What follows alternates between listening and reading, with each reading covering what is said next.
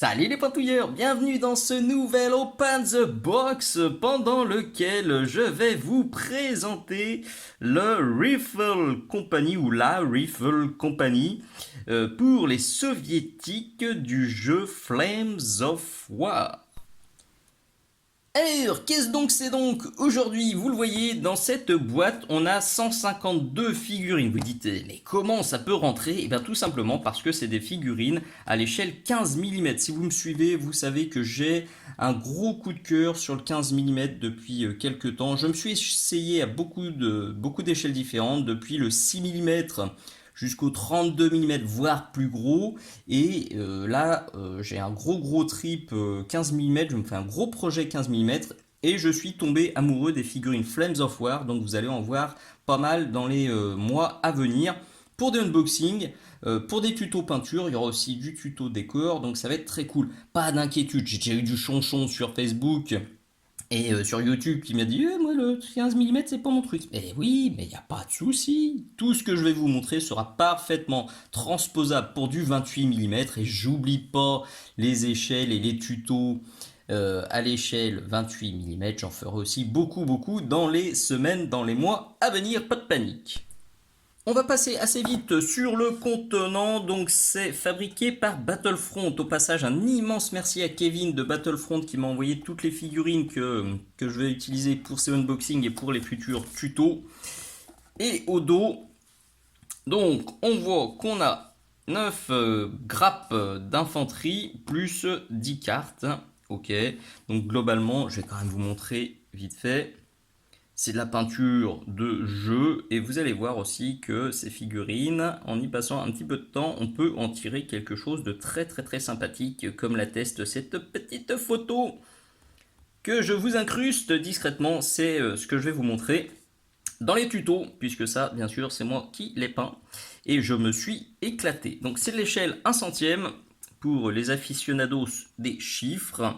Et puis voilà, il n'y a plus qu'à regarder ce qu'il y a dedans. On se fait déjà un petit check-up global et puis on regardera les figurines en détail sur le setup plus rapproché. Il y a 5 grappes de plastique dur. Donc c'est exactement les 5 mêmes grappes dans un plastique façon maquette. Et puis vous avez 6 grappes de plastique un peu plus mou. C'est du Shiocast ou de la Shiocast, je vais dire du Shiocast. Moi ça me semble un peu plus naturel. Vous avez plein de socles comme ça, donc en plastique aussi bien rigide. À la base, à Flames of War, on peut donc socler principalement par 4, par 3 pour les unités spéciales ou par 2. Moi, j'ai décidé de socler mes figurines individuellement parce que je veux pouvoir les jouer sur des jeux d'escarmouche, donc en 15 mm. C'est pour ça que j'ai pas utilisé ces socles, alors que perso ils me font de l'œil parce qu'ils sont bien épais. Et puis les poses, elles sont variées, je trouve ça malin, il y a vraiment de tout, donc ça permet d'avoir des armées ultra variées. Il y a aussi plein de cartes, j'ai oublié de le dire et je le dis tout de suite, je vous mets plein de liens dans la description.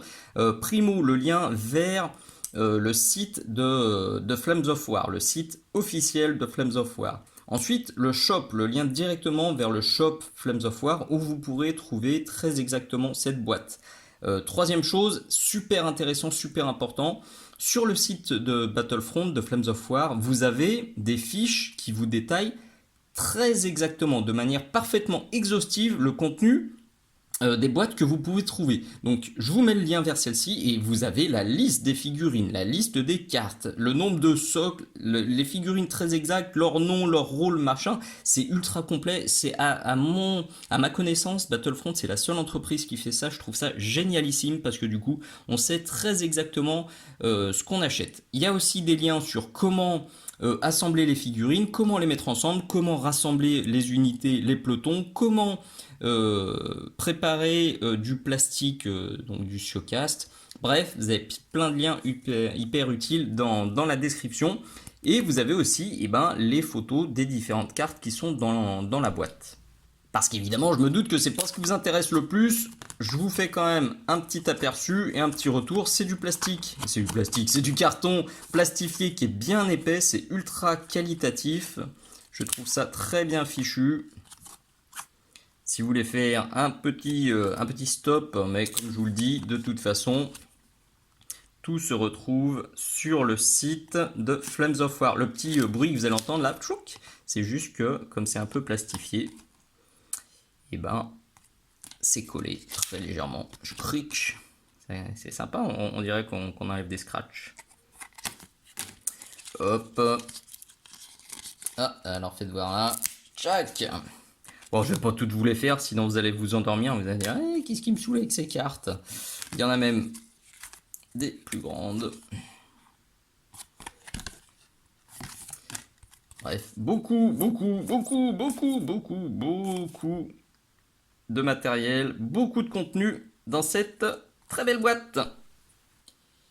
Voyons maintenant les figurines de plus près. Alors attention, je préviens tout de suite, je suis pas du tout un spécialiste des figurines historiques, je suis pas du tout spécialiste de la Seconde Guerre mondiale. Du coup, je vais faire des approximations, je vais sûrement faire des erreurs aussi, pardonnez-moi.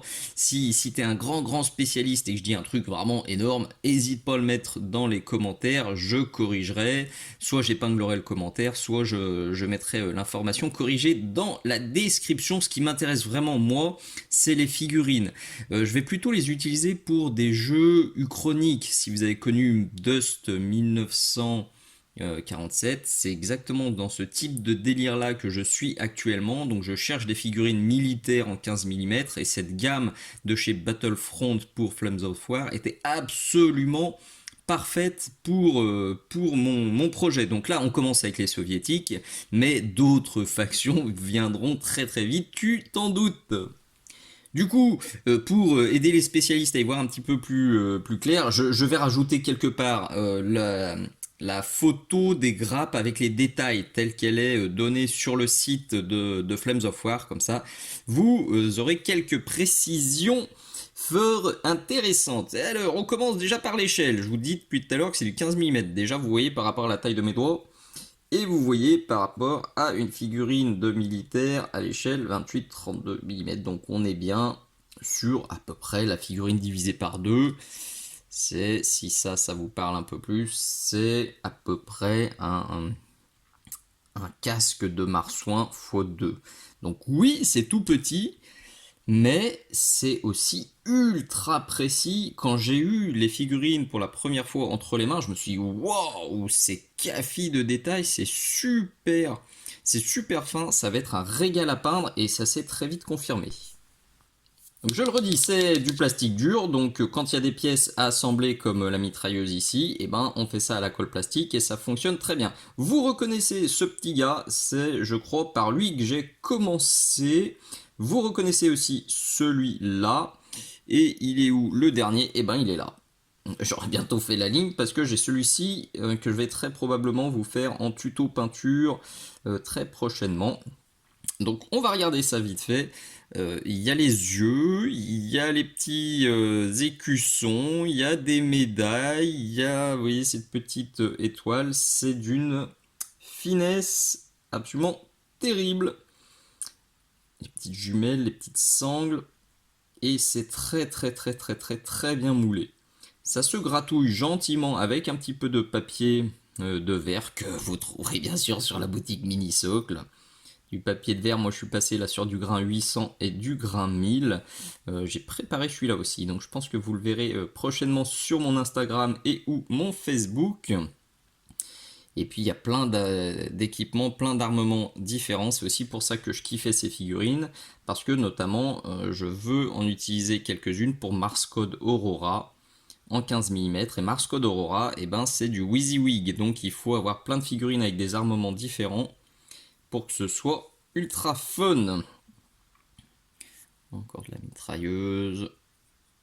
Il y a plein aussi, c'est ce que je kiffe, c'est qu'il y a plein de poses très différentes. La grosse mitraillette avec le canon rotatif, ça va être un régal à peindre. Donc, qui fonctionne. On a le tireur et puis on a le petit gars qui tient le chargeur. J'espère que j'étais bien net. J'ai un petit doute sur le focus là. J'espère que ma copine caméra m'a pas fait de bêtises et que vous avez bien profité de tout ça. Je vérifierai. Celui-ci qui court est aussi overcool. Vous voyez les petites sacoches là, comment elles sont précises. Celui-là en train de balancer la grenade est top. C'est de la très belle qualité. On est très proche de ce qui se fait de mieux en injection de plastique, en tout cas de ce que j'ai eu entre les mains.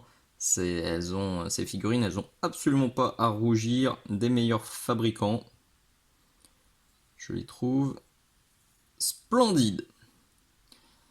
Alors peut-être que vous vous dites, ouais, vous vous l'êtes déjà dit, ouais, non, moi c'est toujours pas mon truc le 15 mm. Mais je le dis aussi souvent à mes élèves, c'est un très bon exercice pour apprendre à travailler votre finesse et pour apprendre à travailler la définition, la lisibilité de vos figurines. C'est un truc dont je parle d'ailleurs dans cette vidéo que j'ai sortie à ce jour il y a très peu de temps. Et bosser sur du 15 mm et sur des échelles plus réduites ou sur des échelles plus grandes que ce que vous avez l'habitude de faire, c'est un exercice absolument parfait.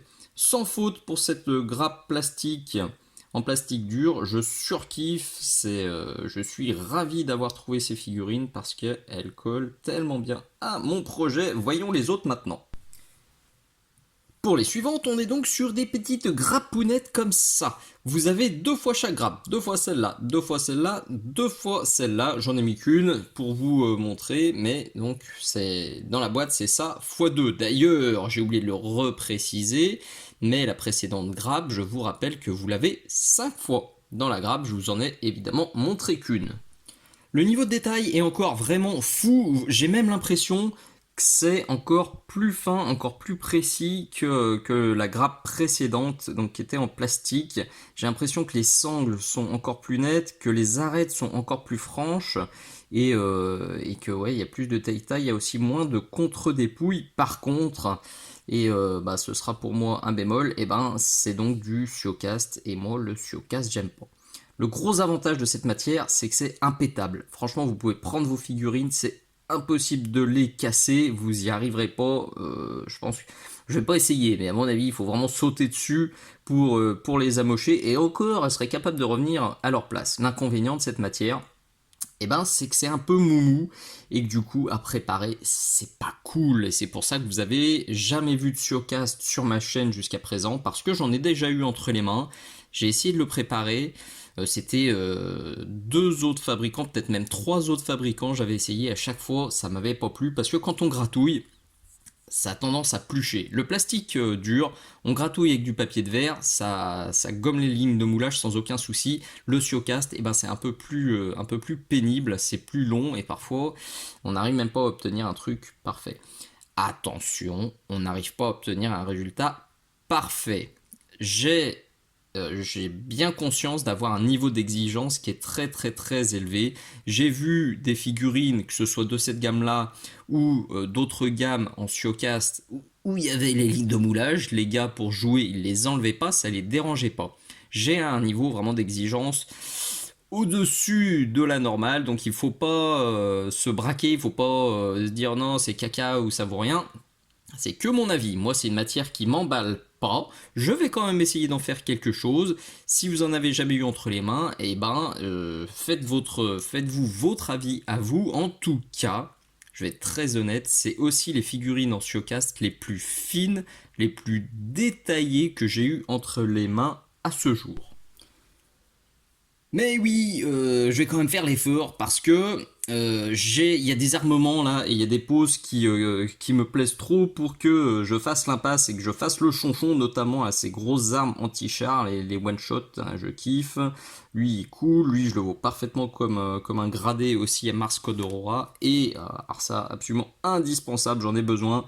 Les lance-flammes, je les kiffe, notamment celui-là. Je vais m'éclater à la peinture et puis en jeu je vais éclater les copains et mon fiston parce que les lance-flammes c'est super efficace. Je dois aussi avouer que y a certaines lignes de moulage là, je suis pas ultra convaincu. Il les aurait tournées un tout petit peu.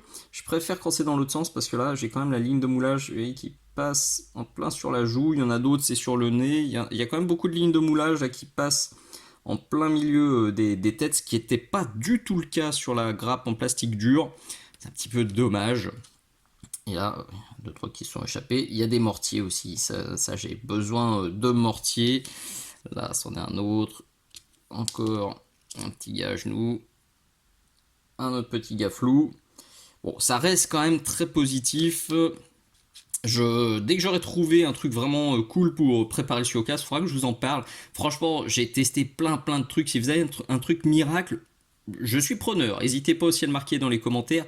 J'ai testé le papier de verre, j'ai testé les limes, j'ai testé les cutters avec des lames neuves, j'ai testé les scalpels avec des lames ultra précises, j'ai essayé les petites éponges qui poncent, les trucs comme ça. Je pense que j'ai fait le tour d'à peu près tout ce qui existe pour préparer des figurines.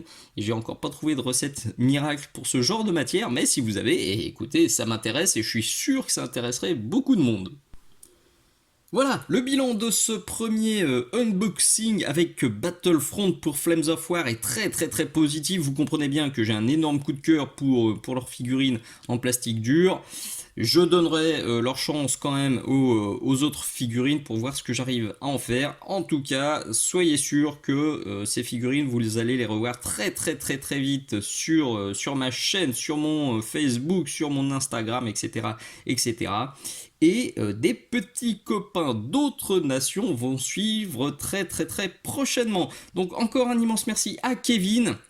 Et puis merci à vous, si vous êtes allé au bout de cette vidéo, si ça vous plaît, si toutes mes vidéos vous plaisent, et ben pensez bien à vous abonner, à liker et à partager. C'est les 3 trucs qui permettent à la chaîne Mini Socle de perdurer, de vivre et de continuer à vous proposer plein de contenus gratuits. Et si vous avez des figurines Flames of War qui traînent dans votre tiroir et que vous n'utilisez plus, vous pouvez aussi m'envoyer un petit message, soit via les commentaires, soit via mon Facebook, soit via la boutique Mini Socle, et je serai ravi d'en discuter avec vous pour leur donner une nouvelle vie. Des bises, à très bientôt, ciao ciao.